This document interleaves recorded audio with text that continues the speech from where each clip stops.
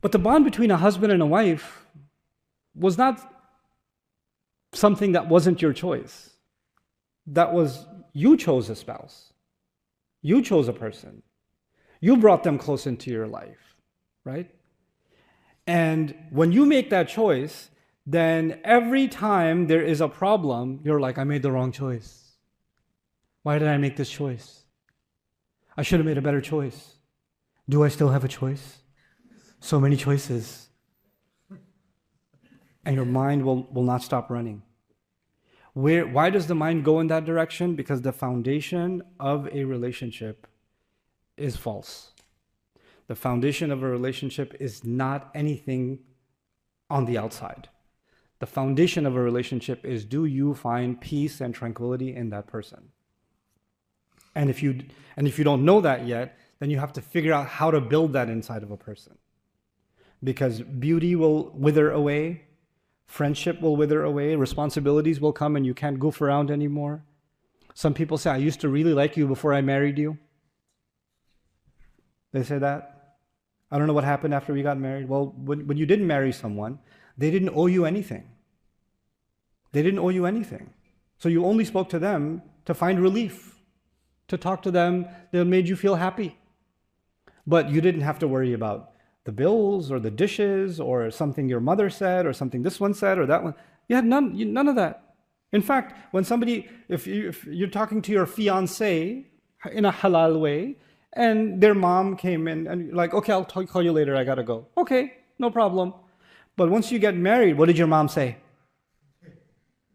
Was she talking about me? She looked at me like that. Why did she look at me like that? Why didn't they call me first? Why are they always coming over? Why is this happen? All of a sudden, you create this, before you, and a lot of you, I'm not to call you guys out. You're talking to the girl you want to marry. You call it halal, but whatever. You're talking to her for hours and you feel so, this is the one for me. Okay? You know why this is the one for you? Because it's just you and her and nobody else. That relationship is nobody else. The moment you get married, you know what our mistake is? Big time. You know what we do when we get our young people married? Who gets in the way? Everyone else.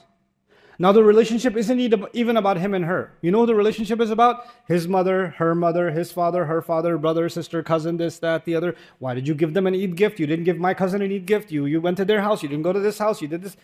Everyone else except them. And they're like, man, it was much nicer when we weren't married.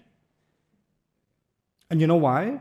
Because when you weren't married in the Western sense, then it was all about you two. And when you got married, you made it about everybody else. That's actually what happens.